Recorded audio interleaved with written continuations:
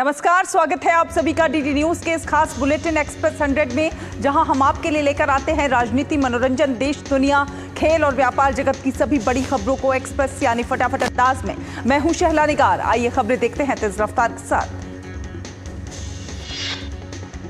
राष्ट्रपति द्रौपदी मुर्मू न्यायमूर्ति BR गवई को मुख्य न्यायाधीश के रूप में शपथ दिलाएंगी। न्यायमूर्ति गवई देश के 52वें मुख्य न्यायाधीश होंगे। BR गवई देश के पहले बौद्ध CJI तथा अनुसूचित जाति के दूसरे न्यायाधीश होंगे। न्यायमूर्ति संजीव खन्ना ने CJI के रूप में BR गवई के नाम की सिफारिश की थी। देश भर में ऑपरेशन सिंदूर की सफलता का जश्न मनाने के लिए तिरंगा यात्रा निकाली जा रही है। आज इस यात्रा का दूसरा दिन है। तिरंगा यात्रा का उद्देश्य सशस्त्र बलों का सम्मान करना और राष्ट्र प्रेम और एकता का संदेश जन जन तक पहुंचाना है। ये यात्रा ग्रामीण और शहरी क्षेत्रों में व्यापक स्तर पर आयोजित की जा रही है। इसमें सैन्य बलों के सम्मान में विभिन्न सांस्कृतिक और सामाजिक कार्यक्रम भी आयोजित हो रहे हैं। भारतीय सशस्त्र बलों ने 6 और 7 मई की रात को ऑपरेशन सिंदूर किया था। लगभग 23 मिनट तक चले इस ऑपरेशन में पाकिस्तान के 9 आतंकी ठिकानों को तबाह कर दिया गया और 100 से ज्यादा आतंकवादी मारे गए। दिल्ली के कर्तव्य पथ पर भरपूर जोश के साथ तिरंगा शौर्य सम्मान यात्रा निकाली गई। इस यात्रा ने राष्ट्रीय राजधानी के आसमान में देशभक्ति की नई गूंज भर दी। यात्रा के दौरान सामाजिक कार्यकर्ता और आम लोगों का जन सैलाब देखने को मिला। दिल्ली में कर्तव्य पथ से लेकर नेशनल वॉर मेमोरियल तक सिविल डिफेंस वॉलंटियर्स ने भी तिरंगा यात्रा में भाग लिया। इसके अलावा तिरंगा यात्रा में माय भारत संस्था के युवा भी शामिल हुए। लोगों ने भारतीय सेना के पराक्रम और ऑपरेशन सिंदूर की सफलता को बयान करने के लिए भारी संख्या में अपनी उपस्थिति दर्ज कराई। ऑपरेशन सिंदूर की सफलता के बाद सशस्त्र बलों के सम्मान में गोवा के पोरबोरम में तिरंगा यात्रा निकाली गई। भारतीय सेना के प्रति जन समर्पण और एकजुटता की अद्वितीय मिसाल के रूप में आयोजित की गई। इस यात्रा में गोवा के मुख्यमंत्री प्रमोद सावंत ने उनके साथ हजारों संख्या में लोगों ने भाग लिया। तिरंगा यात्रा के मौके पर मुख्यमंत्री प्रमोद सावंत ने कहा कि गोवा और देश के लोग PM मोदी का और बलों का समर्थन करते हैं। उन्होंने कहा कि देश के लोग अब पाकिस्तान के कब्जे वाले कश्मीर को वापस चाहते हैं। गुजरात के अहमदाबाद में भव्य तिरंगा यात्रा निकाली गई। तिरंगा यात्रा में गुजरात के मुख्यमंत्री भूपेंद्र पटेल भी शामिल हुए।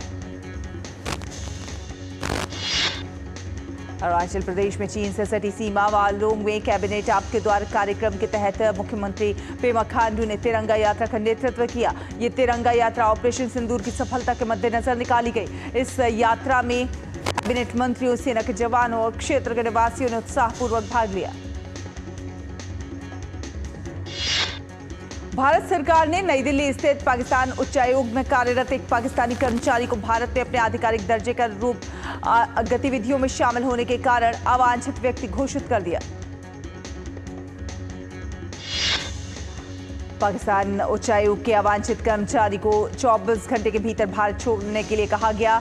पाकिस्तान उच्चायोग के प्रभारी को इस आशय का एक डिमार्च जारी किया गया। भारत के ऑपरेशन सिंदूर और उसके बाद की कार्रवाई से भारत के डिफेंस सिस्टम को देखकर दुनिया हैरत में है। चर्चाएं हो रही हैं कि भारत ने पाकिस्तान की कई स्ट्रैटेजिक लोकेशन, 8 एयरबेस समेत 13 टारगेट पर सटीक निशाना कैसे लगाया। ऑपरेशन सिंदूर के दौरान पूरी तरह से AI से चलने वाला ऑटोनॉमस डिफेंस सिस्टम आकाश तीर ने पाकिस्तान के हर नापाक मंसूबे पर पानी फेर दिया। ये कंट्रोल रूम रडार्स और एयर डिफेंस गन्स को रियल टाइम पिक्चर उपलब्ध कराता है, जिससे कोऑर्डिनेटेड एयर डिफेंस ऑपरेशन को अंजाम दिया जाता है। देश का रक्षा बजट बीते 12 वर्षों में 2 गुने से ज्यादा बढ़ा है, जो कि राष्ट्रीय सुरक्षा को बढ़ाने, सशस्त्र बलों के आधुनिकीकरण और मिलिट्री इंफ्रास्ट्रक्चर को मजबूत करने के लिए भारत की दृढ़ प्रतिबद्धता को दर्शाता है।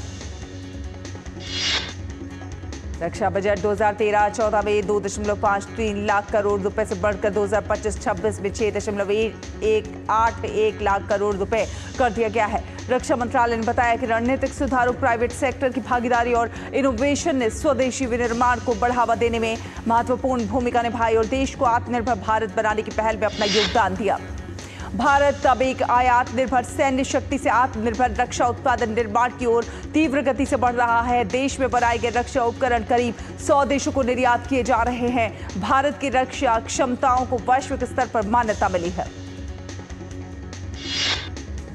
प्रधानमंत्री नरेंद्र मोदी ने आदमपुर एयरबेस पर वायुसेना के जवानों से मुलाकात की और उनका हौसला बढ़ाया। पीएम मोदी ने ऑपरेशन सिंदूर में जवानों के शौर्य को सराहा। कहा, आपने आतंक के तमाम बड़े अड्डों को मिट्टी में मिला दिया, दुश्मन को दी कड़ी चेतावनी। कहा, भारत की ओर नजर उठाने का एक ही अंजाम होगा, तबाही। यूपी के मुख्यमंत्री योगी आदित्यनाथ के नेतृत्व में भारतीय सशस्त्र बलों के सम्मान में तिरंगा यात्रा निकाली जा रही है। जम्मू कश्मीर में अंतर्देशीय जल परिवहन क्षेत्र को मजबूत करने की दिशा में महत्वपूर्ण कदम उठाया गया है। पत्तनपोत परिवहन और जलमार्ग मंत्रालय के अंतर्गत भारतीय अंतर्देशीय जलमार्ग प्राधिकरण यानी कि IWAI ने श्रीनगर में नया कार्यालय स्थापित किया है। जम्मू कश्मीर सरकार के साथ 3 राष्ट्रीय जलमार्गों NW26 चिनाब नदी, NW49 झेलम नदी और NW84 रावी नदी पर एक नदी नौवहन बुनियादी ढांचे के विकास के लिए समझौता ज्ञापन पर हस्ताक्षर किए गए। प्राधिकरण अब इस समझौता ज्ञापन के ढांचे के तहत विकास कार्य करना शुरू करेगा। इन कार्यों में जम्मू और कश्मीर में 10 स्थानों पर फ्लोटिंग जेटी की स्थापना, आवश्यकता अनुसार ड्रेजिंग द्वारा नौवहन योग्य जलमार्ग का विकास और रात्रि नौवहन सहायता और इन जलमार्गों पर जहाजों की सुरक्षित आवाजाही के लिए नियमित हाइड्रोग्राफिक सर्वेक्षण शामिल।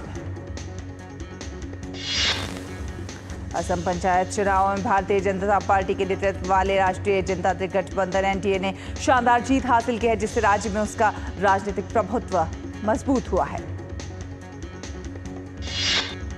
असम के पंचायत चुनावों में NDA गठबंधन ने अपनी ताकत का प्रदर्शन करते हुए 376 जिला परिषद सीटों में से 300 सीटें हासिल कर दी और 76% से अधिक वोट शेयर हासिल किया है। ये जीत गठबंधन के बड़े स्तर पर जमीनी समर्थन को दर्शाती है और मतदाताओं के बढ़ते हुए भरोसे को भी दर्शाती है। पंचायत चुनाव के नतीजों पर असम के मुख्यमंत्री हेमंत बिस्वा शर्मा ने राज्य के लोगों का आभार व्यक्त किया है। इन स्थानीय निकायों में 66% के पर्याप्त वोट शेयर के साथ NDA ने गांव और ब्लॉक स्तर पर अपनी पकड़ मजबूत का प्रदर्शन किया है। प्रधानमंत्री नरेंद्र मोदी ने NDA के विकास एजेंडे के लिए स्पष्ट समर्थन के लिए असम के लोगों का आभार व्यक्त किया है। प्रधानमंत्री ने सोशल मीडिया प्लेटफॉर्म X पर लिखा है कि असम की प्रगति को बढ़ावा देने के हमारे प्रयास पूरे जोश के साथ जारी रहेंगे। असम के मुख्यमंत्री हेमंत बिस्वा शर्मा ने कांग्रेस पर तीखा हमला बोला है। मुख्यमंत्री ने कहा कि कांग्रेस पार्टी अगर एक चुनाव गलती से जीत जाती है तो घोड़े बेचकर सो जाती है। वहीं बीजेपी पार्टी 365 दिन और दिन रात काम करने वाली पार्टी है, जो हर पल जनता की सेवा के लिए समर्पित। देश में जम्मू कश्मीर का कठुआ पहला ऐसा जिला बन गया है जहां पर अंतर्राष्ट्रीय सीमा पर रहने वाले स्थानीय लोगों के लिए पिछले 6-7 वर्षों में 2000 से अधिक फैमिली बंकर बनाए गए।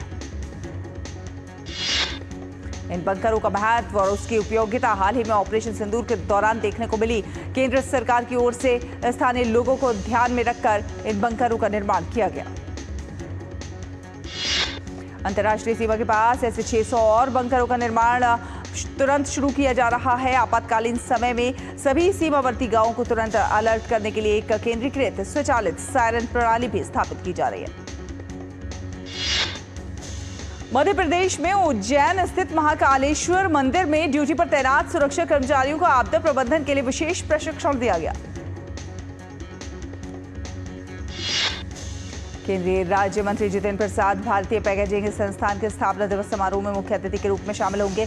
भारतीय पैकेजिंग संस्थान पैकेजिंग प्रौद्योगिकी के क्षेत्र में एक स्वायत्त निकाय है, जिसकी स्थापना 14 मई 1966 को सोसाइटी पंजीकरण अधिनियम 1860 के तहत की गई थी। छत्तीसगढ़ के मुख्यमंत्री विष्णुदेव साय जनजातीय अनुसंधान और प्रशिक्षण संस्थान कैंपस का उद्घाटन करेंगे। पंजाब में पठानकोट कैंट रेलवे स्टेशन पर पुलिस ने एक संदिग्ध व्यक्ति को गिरफ्तार कर जम्मू कश्मीर पुलिस को सौंपा है। संदिग्ध के बारे में पंजाब पुलिस को जम्मू कश्मीर पुलिस से सूचना मिली थी। पंजाब के अमृतसर में जहरीली शराब पीने से मरने वालों की संख्या बढ़कर 21 हो गई है। मामले की गंभीरता को देखते हुए 2 आबकारी अधिकारी, एक पुलिस उपाधीक्षक और एक थाना प्रमुख को निलंबित कर दिया गया है। अमृतसर के मजीठा विधानसभा क्षेत्र के 4 गांवों के लोगों ने सोमवार रात इथेनॉल से बनी नकली शराब पी ली थी। इस घटना में कई लोग गंभीर रूप से बीमार भी पड़े हैं। बीमारों का अस्पताल में इलाज चल रहा है।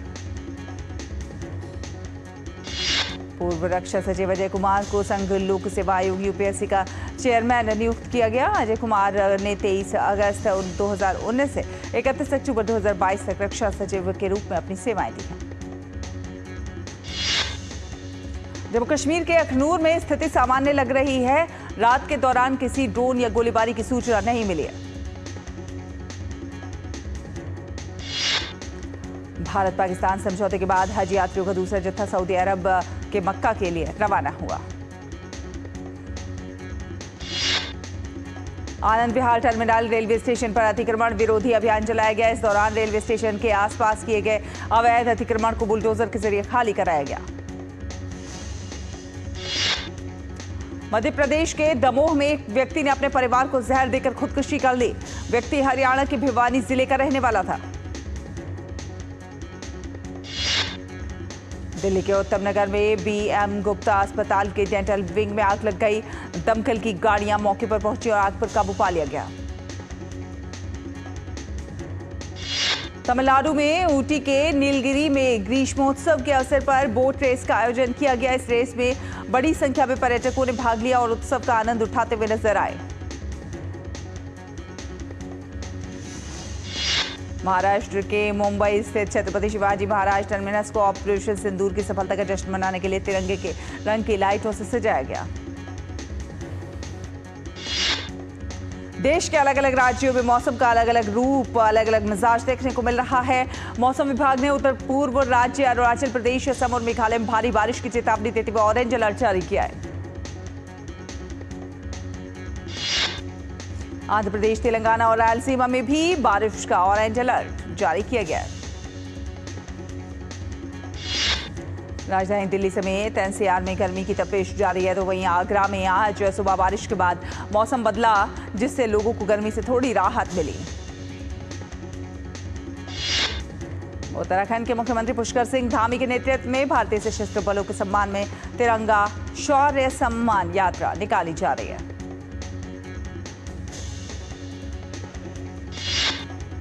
एक छोटा सा ब्रेक के उस पार खबरों का सफर जारी रहेगा। देखते रहिए डीडी न्यूज।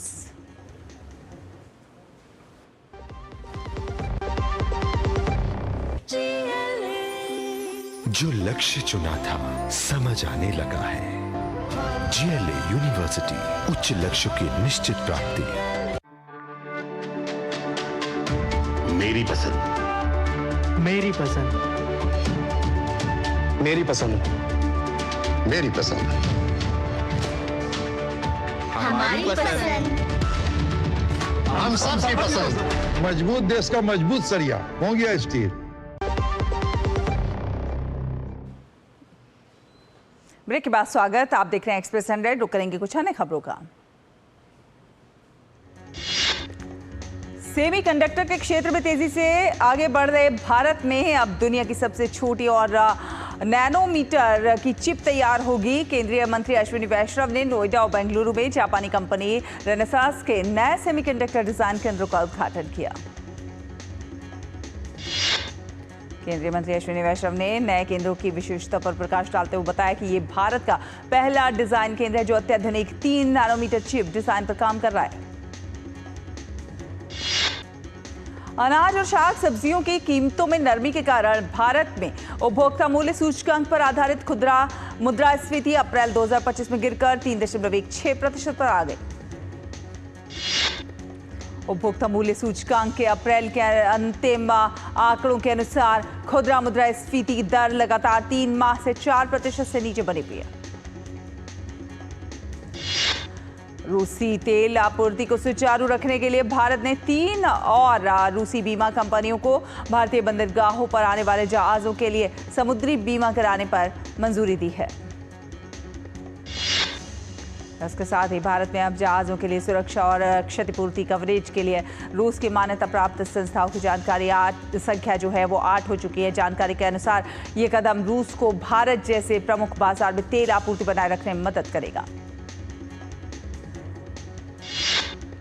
भारतीय जीवन बीमा निगम ने बताया कि अप्रैल में उसके नए व्यवसाय प्रीमियम में सालाना आधार पर 9.91% की वृद्धि हुई है।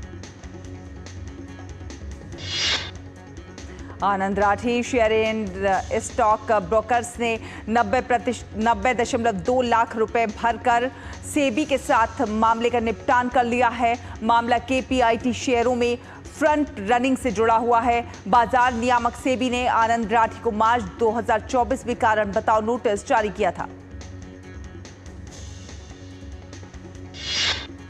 अदानी डिफेंस ने ऑपरेशन सिंदूर की शानदार सफलता के लिए भारतीय सशस्त्र बलों की सराहना की है। इस ऑपरेशन से देश के नागरिकों और राष्ट्रीय मूल्यों की रक्षा करने के संकल्प को मजबूती मिली है।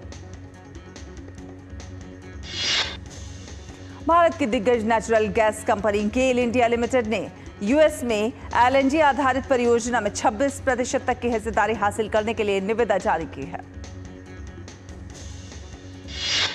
ग्रामीण क्षेत्रों में इंटरनेट अपनाने और डेटा खपत में वृद्धि भारतीय दूरसंचार कंपनियों के एवरेज रेवेन्यू पर यूजर में वृद्धि के लिए संरचनात्मक चालक के रूप में उभर रही है। भारत का उद्योग क्षेत्र 2035 तक कृषि क्षेत्र को पीछे छोड़कर जीडीपी में 30 से 32% का बड़ा हिस्सा हासिल कर लेगा। इसी के साथ ये क्षेत्र मैन्युफैक्चरिंग सेक्टर के नेतृत्व में $3 ट्रिलियन के अवसर लाएगा।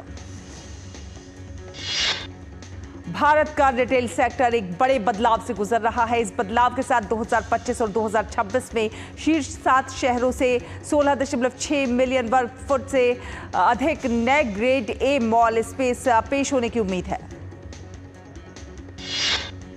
केंद्र सरकार ने जानकारी दी कि देश के प्रमुख बंदरगाहों ने कार्गो हैंडलिंग में शानदार वृद्धि दर्ज करते हुए वित्त वर्ष 2025 में रिकॉर्ड 855 मिलियन टन का आंकड़ा छू लिया है।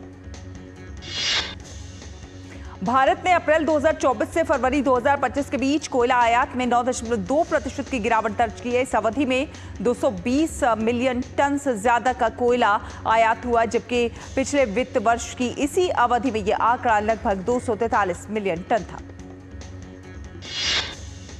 गाजा में एक बार फिर हालात बिगड़ते जा रहे हैं। इजराइल ने दक्षिणी गाजा के यूरोपियन अस्पताल पर हवाई हमला किया है।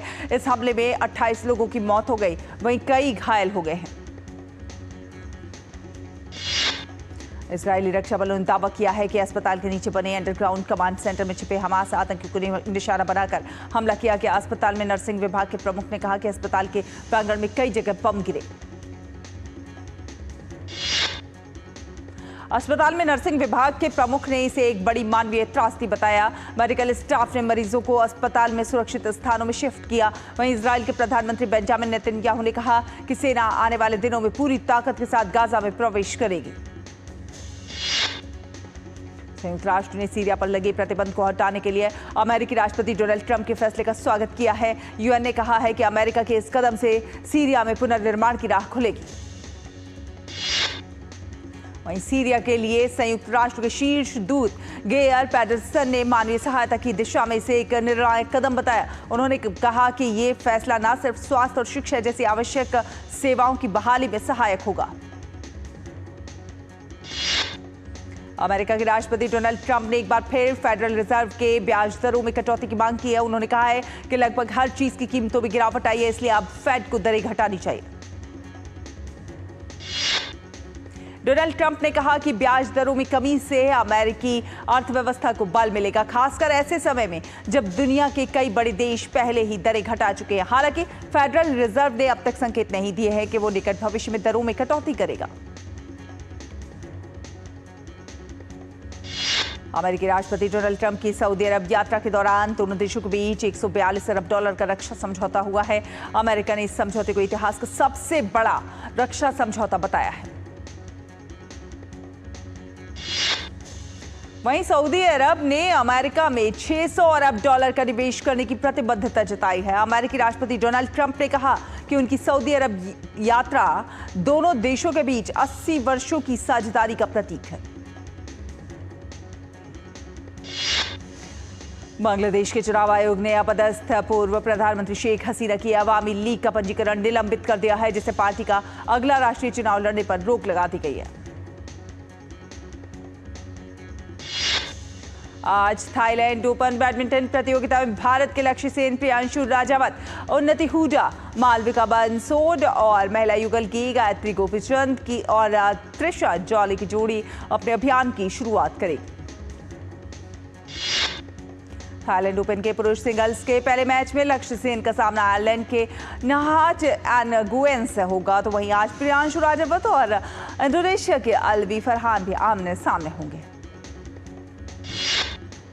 थाईलैंड ओपन के महिला एकल में मालविका बंसोड तुर्की के नास्लिहान एरन के विरुद्ध अपने अभियान की शुरुआत करेंगी, जबकि उन्नति हुडा का सामना थाईलैंड की थामुन वान निथिटिकिराई से होगा। थाईलैंड ओपन के महिला युगल में भारत की गायत्री गोपीचंद और त्रिशा जॉली का सामना मलेशिया के कारमेन टिंग और ओंग जिनी की जोड़ी से होगा। भारतीय महिला क्रिकेट टीम की सलामी बल्लेबाज स्मृति मंधाना आईसीसी महिला वनडे रैंकिंग में दूसरा स्थान हासिल कर लिया है। स्मृति मंधाना ने आईसीसी महिला वनडे रैंकिंग में 727 रेटिंग अंक प्राप्त किए और वो अब नंबर 1 बल्लेबाज लॉरा से केवल 11 अंक पीछे। सैफ अंडर 19 फुटबॉल चैंपियनशिप में मेजबान भारत ने अरुणाचल प्रदेश के यूपिया में नेपाल को 4-0 से हराते हुए ग्रुप बी में शीर्ष स्थान हासिल कर लिया। सैफ अंडर 19 फुटबॉल चैंपियनशिप में नेपाल के खिलाफ भारत की ओर से रोहन सिंह चफामायुम ने 2, जबकि ओमंड डोडम और डेरी मितेई ने 1-1 गोल कर भारत को जीत दिलाई। सैफ अंडर 19 फुटबॉल चैंपियनशिप में शुक्रवार को सेमीफाइनल में भारत का सामना ग्रुप ए के उप विजेता मालदीव से होगा, जबकि ग्रुप ए के विजेता बांग्लादेश का सामना नेपाल से होगा। विश्व के 5वें नंबर के खिलाड़ी जैक ड्रैपर इटालियन ओपन के क्वार्टर फाइनल में पहुंच गए हैं। जैक ड्रैपर ने प्री क्वार्टर फाइनल में क्वांटिन मॉटेट को 1-6, 6-4, 6-3 से हराया। इटालियन ओपन के क्वार्टर फाइनल में जैक ड्रैपर का मुकाबला स्पेन के कार्लोस अल्कराज से होगा। स्पेन के दिग्गज टेनिस खिलाड़ी कार्लोस अल्कराज भी इटालियन ओपन के क्वार्टर फाइनल में पहुंचे। इटालियन ओपन के राउंड ऑफ 16 मुकाबले में अल्कराज ने रूस के करीन खाचानोव को 6-3, 3-6, 7-5 से हराकर टूर्नामेंट के अंतिम 8 में जगह बनाई। रियो ओलंपिक 2016 में गोल्ड जीतने वाले अमेरिकी रेसलर काइल स्नाइडर को कोलंबस पुलिस ने प्रोस्टिट्यूशन के मामले में गिरफ्तार किया है। स्नाइडर के अलावा 15 अन्य लोगों को भी इस मामले में आरोपी बनाया गया। रेसलर काइल स्नाइडर शुक्रवार रात को एक प्रोस्टिट्यूशन से जुड़े स्टिंग ऑपरेशन में फंसे थे। हालांकि पूछताछ के बाद स्नाइडर को मौके से ही छोड़ दिया गया। अब उन्हें 19 मई 2025 को अदालत में पेश होना होगा। दुनिया का सबसे प्रतिष्ठित फिल्म समारोह 78वां कांस फिल्म फेस्टिवल शानदार अंदाज में शुरू हो चुका है। फिल्म महोत्सव में दुनिया भर से सितारों का जमावड़ा लगा हुआ है। फेस्टिवल के इतिहास में पहली बार किसी महिला द्वारा निर्देशित फीचर फिल्म से 78वें संस्करण की शुरुआत हुई। एमिली बॉरेन की लीव वन डे महोत्सव की ओपनिंग फिल्म रही। भारतीय सिनेमा की विरासत को सम्मान देते हुए सत्यजीत रे की कालजयी फिल्म अरायनर दिन रात्रि की रेस्टोर्ड वर्जन की विशेष स्क्रीनिंग होगी, तो वहीं राजस्थानी फिल्म ओमलो का कैंस फिल्म फेस्टिवल मार्केट में प्रीमियर होगा। निर्देशक नीरज घायवान की होम बाउंड अनसर्टेन रिगार्ड श्रेणी में कम्पिटिट कर रही है। विकी कौशल ने सोशल मीडिया पर भारतीय सेना की बहादुरी को सलाम करते हुए तस्वीरें शेयर की। प्रशांत वर्मा की आगामी बहुप्रतीक्षित फिल्म महाकाली की शूटिंग शुरू हो चुकी है। हाल ही में फिल्म की पूजा सेरेमनी की गई। बहुप्रतीक्षित हॉलीवुड फिल्म F1 का हिंदी ट्रेलर रिलीज हो चुका है। फिल्म में ब्रैड पिट एक F1 के रेसर के रूप में नजर आएंगे। फिल्म निर्माता सुभद्रा महाजन की फिल्म सेकंड चांस 3 जून को भारतीय सिनेमाघरों में होगी रिलीज। फिल्म सितारे जमीन पर का ट्रेलर रिलीज। फिल्म थिएटर में 20 जून को देगी Dastak. Web series heart beat का दूसरा सीजन 22 मई को OTT पर होगा स्ट्रीम। तो इसी के साथ एक्सप्रेस न्यूज में फिलहाल इतना ही। DD न्यूज पर खबरों का सफर लगातार जारी है। आप देखते रहिए DD न्यूज। नमस्कार।